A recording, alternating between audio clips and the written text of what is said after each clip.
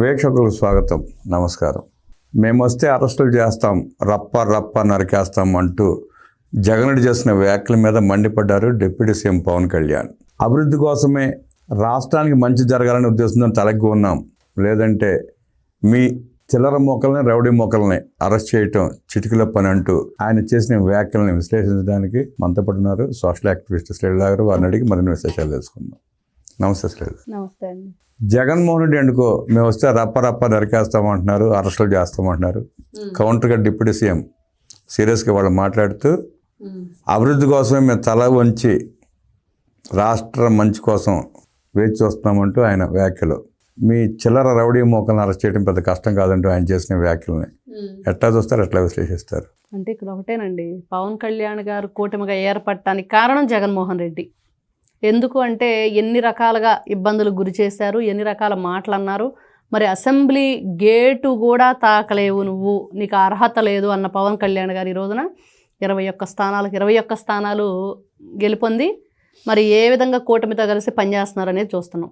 మరి అదేవిధంగా ఈ గ్రామీణ వ్యవస్థలకు సంబంధించి ఏదైతే ఈ రోడ్డు మార్గాలు కానివ్వండి, వాళ్ళకి కావాల్సిన నిత్య అవసరాలు కానివ్వండి, ఈ నీటి సదుపాయాలు, ఇవన్నీ కూడా మరి తనకంటూ ఒక ప్రత్యేకమైన స్థానాన్ని, గుర్తింపుని తెచ్చుకున్నారు.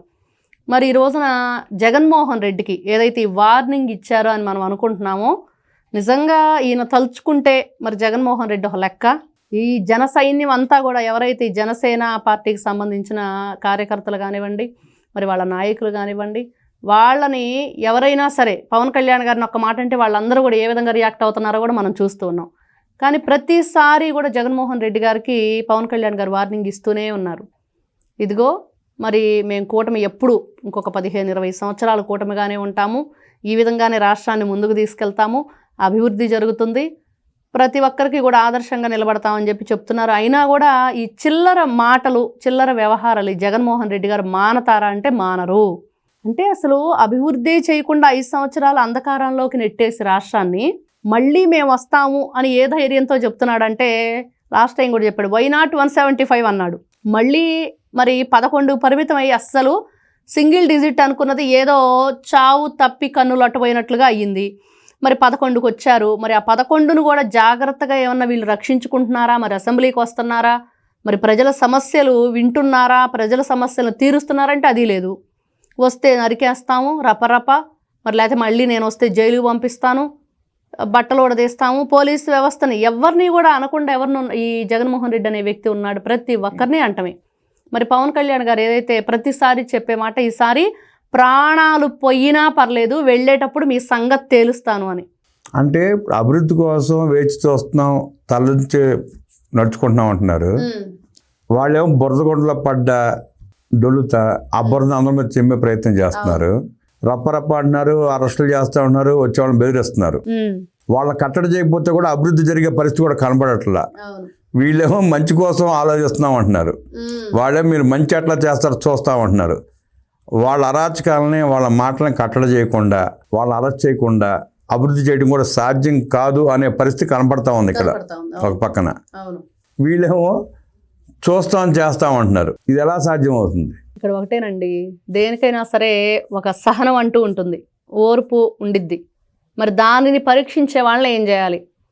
శ్రీకృష్ణుడు అంతటి వారే 100 తప్పులు ఆగే వరకు వెయిట్ చేసి మరి ఏ విధంగా శిరిచ్ఛేదనం చేశాడో చూసాం శిశుపాలుడిని. అంటే జగన్మోహన్ రెడ్డి 100 తప్పులు దాటి 1000 తప్పులు కూడా దాటిపోతున్నాయి ఈ రోజున. అదే ఇక్కడ ఒకటే అభివృద్ధి, యువతకి ఏదైతే ఉద్యోగ భరోసా ఇచ్చారో రేపు జనవరిలో కూడా జాబ్ క్యాలెండర్ రాబోతుంది.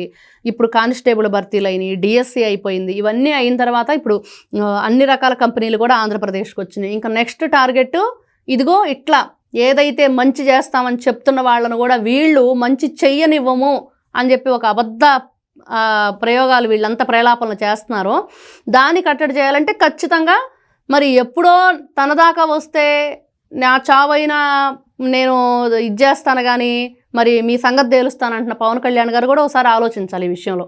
ఖచ్చితంగా ఎవరైతే ఈ రోజున అడ్డుకుంటున్నారో, ఇట్లాంటి ఈ అవరోధాలు సృష్టిస్తున్నారో వాళ్ళ మీద చర్యలు తీసుకోవాలి. అంటే రాగానే మీరు జైల్లో వేయండి, లేకపోతే వాళ్ళ మీద లేని కేసులు పెట్టమని ఈ రోజు ఎవరు కోరుకోవట్లేదు కదా. ఉన్న కేసులు నడిపితే చాలండి. అదే మరి లేని కేసులు పెట్టరు. ఈ రోజున ఏదైనా జరిగిద్ది, ఈ రోజున ప్రజలు కూడా గట్టిగా ఒత్తిడి తీసుకొస్తున్నారు ప్రభుత్వం మీద, వాళ్ళని ఎందుకు అరెస్ట్ చేయట్లేదని. మరి రోజా చేసింది ఏంటి, రజనీ చేసింది ఏంటి, కొడాలి నాని ఏంటి, వల్లభనేని వంశీ ఏంటి, ఈ విధంగా చెప్పుకుంటూ వెళ్తే పేర్ని నాని ఏంటి, వీళ్ళ గతంలో 151 స్థానాలను గెలిచిన వైఎస్ఆర్సీపీ పార్టీ మరి 151 మందిలో ఎంతమంది మంచి వాళ్ళు ఉన్నారు, ఎంతమంది ఎన్ని విధాలుగా అవినీతి చేశారు. వాళ్ళ ఎక్సైజ్ శాఖ దగ్గర నుంచి ఈ ఏదైతే అంబటి రాంబాబు ఏంటి, లేకపోతే కాకాణి గోవర్ధన్ రెడ్డి ఏంటి, అనిల్ కుమార్ యాదవ్ ఏంటి, ఒకరు కాదు కదా ఈ విధంగా. వాడు లేదు వీడు లేదు, అవినీతి చేయనాడు ఎవడో లేడు అక్కడ. అది అలా ఉంది వాళ్ళ పరిస్థితి. కాబట్టి ఇట్లాంటి వ్యక్తుల మీద ఏదైతే అభివృద్ధికి ఎంత పెద్దపీట వేస్తున్న కూటమి ప్రభుత్వం, ఖచ్చితంగా ఇట్లాంటి వ్యక్తుల మీద వాళ్ళు ఏదైతే ప్రతిసారి చేసిన తప్పు మళ్ళీ మళ్ళీ చేసుకుంటూ వెళ్తూ రాష్ట్రంలో ప్రజల్ని పక్కదారి పట్టించే ప్రయత్నం, ఈ విధమైన అబద్ధాలతోటి వాళ్ళ యొక్క మనసు మార్చే ప్రయత్నం చేస్తున్నప్పుడు ఖచ్చితంగా కట్టడి చేయాలి. పవన్ కళ్యాణ్ గారు, లోకేష్ గారికి, నారా చంద్రబాబు నాయుడు గారి మీద, అదేవిధంగా ఎవరైతే ఈ రోజున శాంతి భద్రతలను కాపాడే పోలీస్ వ్యవస్థ మీద కూడా దీనికి సంబంధించి ప్రతిసారి వాళ్ళకి ఎందుకు పర్మిషన్లు ఇస్తున్నారు, రోడ్ల మీదకి రానివ్వటానికి ఎందుకు ఒప్పుకుంటున్నారు. గతంలో అదే పోలీస్ వ్యవస్థ హౌస్ అరెస్టులు చేసేసి ఎక్కడికక్కడే గృహ నిర్బంధాలు చేసేసి ఎవరిని కూడా బయటకు వచ్చిన పాపాన పోనీయలేదు కదా. ఇప్పుడు కూడా వాళ్ళు బయటకు వస్తున్నా ఉంటారు కానీ వాళ్ళతో పాటు ప్రజలు వచ్చిన సందర్భాలు ఎక్కడ లేవు, రావట్లేదు. వీళ్ళు ఈ సన్నాసి మొగ గాలి మొగ 10 మంది రావడం తప్ప డబ్బులు ఇచ్చి ప్రజలు ఎవరు రావట్లేదు వాళ్ళకి. ఇప్పుడు నిన్న జెండాలు పట్టుకొని బయటకు వచ్చారండి. ఎందుకు వచ్చారమ్మా, మీరు పీపీపీ మోడల్ గురించి మీరు ఏం వివరిస్తారు, ఎందుకు వ్యతిరేకిస్తున్నారు, మరి దాని గురించి కొంచెం చెప్పండి అంటే వాళ్ళు చెప్పలేని పరిస్థితి. డబ్బులు ఇచ్చారు, వచ్చాం, వాళ్ళు రమ్మన్నారు, మేము వచ్చాం, మాకేం సంబంధం లేదు, మేము దాన్ని ఏం వ్యతిరేకించట్లేదని వాళ్ళే చెప్పిన వైనం. మరి ఇలాంటివన్నీ చూస్తున్నప్పుడు చాలా అంటే వీళ్ళు చేసే పనులు, వీళ్ళు చిమ్మే విషం, ఈ బురద ఏదైతే ఉందో దీన్ని కట్టడి చేయాల్సిన అవసరం ఎప్పుడో. ఇంకా వెయిట్ చూస్తాము, ఇంకా రేపు మా ప్రాణమైనా ఇస్తాం కానీ మేము ఇట్లాంటివన్నీ కూడా ఎవరికొకరికి తగిన మూల్యం చెల్లిస్తామని పవన్ కళ్యాణ్ గారు ఏదైతే చెప్తున్నారో అది కొంచెం త్వరగా చేసి ప్రజల యొక్క ఇబ్బందులు కూడా గ్రహించి, గతంలో ఎవరైతే వాళ్ళ వల్ల ఇబ్బందులు పడ్డారో వాళ్ళని కూడా ఈ రోజున రఘురామకృష్ణరాజు గారు కేసు చూస్తున్నాము. మరి ఏదైతే సునీతారెడ్డి గారు తండ్రి మరణానికి అందరికీ తెలిసిన ఓపెన్ సీక్రెట్ అండి అది, అయినా కూడా ఎవరో కూడా పట్టించుకొని ఏం చేయలేకపోతున్నారు. మరి ఇవన్నీ కూడా జగన్మోహన్ రెడ్డి మరి 16 నెలలు జైల్లో ఉండి 12 సంవత్సరాలుగా బెయిల్ మీద ఉండి ఈ రోజున మరి ఆయనకి మొన్న హాజరయ్యాడు. మరి ఆ జడ్జి గారు కూడా మరి ఇంకో కొత్త జడ్జిని ఇచ్చారంట, అక్కడ నియామకం జరిగిందని చెప్తున్నారు. ఇన్ని రకాలు ఎందుకు ఈ మార్పులు చేర్పులు, ఎందుకు ఏం జరుగుతుంది అనేది ప్రజల్లో చాలా క్వశ్చన్స్ ఉన్నాయి. ఈ రోజున కూటమి ప్రభుత్వం బలమైన శక్తి ఏదో జగన్మోహన్ రెడ్డిని కాపాడుతుంది. అది ప్రధాని నరేంద్ర మోదీ గారు అవినీతి పరుడు అంటూ జగన్మోహన్ రెడ్డి నిస్సిగ్గుగా విమర్శించిన కణం లేదు, చర్యలు లేవు. యోగాంధ్రలో 300 కోట్ల రూపాయల అవినీతి జరిగింది అంటాడు. యోగాంధ్ర నిర్వహించింది కేంద్ర ప్రభుత్వం, అవును, గిన్నిస్ బుక్ రికార్డు సాధించింది రాష్ట్ర ప్రభుత్వం నిర్వహించి. దాంట్లో అవినీతి జరిగిందంటాడు. ప్రధాని మోదీకి కూడా అవినీతిని అంటగడుతున్నాడు, అయినా చర్యలు లేవు, మాట్లాడేవాళ్ళు లేరు, ఖండించేవాళ్ళు లేరు, ఎవరు మాట్లాడలేదు. ఈ రోజున బీజేపీ తరపు నుంచి మరి ఇదిగో ఈ విధంగా ఆ యోగా ఆంధ్ర నిర్వహించాము, దానికి సంబంధించి మేము విధంగా చెప్పాము అని అంటే చెప్పాలి. ఎందుకంటే ప్రజలకు చెప్పాలి. ఈ రోజున జగన్మోహన్ రెడ్డికి చెప్పాల్సిన అవసరం లేదు, ప్రజలకు తెలియజేయాలి. ఏదైతే జగన్మోహన్ రెడ్డి ప్రాపకాండ చేస్తున్నాడో అంటే జగన్మోహన్ రెడ్డి జల్లే బురదను కడుకోవాల్సిన బాధ్యత అందరి మీద ఉంది. ఖచ్చితంగా ఉంది. బురద చల్లుతున్నాడు, నిస్సిగ్గా బురద చల్లుతున్నాడు. అవును, వాళ్ళు దాంట్లోనే బ్రతుకుతున్నారు. ఈ రోజున వైఎస్ఆర్ తెలిసి కూడా కడుక్కోవాల్సిన పరిస్థితి ఏర్పడింది. అట్లాంటి పరిస్థితిలో ఉన్నప్పుడు కడుక్కునే ప్రయత్నం చేయకుండా అరెస్ట్ చేస్తే ఈ గోలంతా ఉండదు కదా. ఖచ్చితంగా ఉండదండి. ఒక్కటేనండి, ఇక్కడ ఏదైనా సరే సామవేద దండోపాయాలని చెప్పేసి మంచిగా చెప్పి విని, అంటే మంచి మనిషికి ఒక మాట, మంచి గొడ్డుకు ఒక దెబ్బ. అది మంచిదైతే వెంటనే ఒక దెబ్బ వేయగానే సరైన లైన్లో వస్తుంది. మంచి మనిషి అనుకో ఒక మాట చెప్పగానే కరెక్ట్ లైన్లోకి వస్తారు. కానీ జగన్మోహన్ రెడ్డి గారు ఏనికి సంబంధించిన వ్యక్తి కూడా అర్థం కాని పరిస్థితి.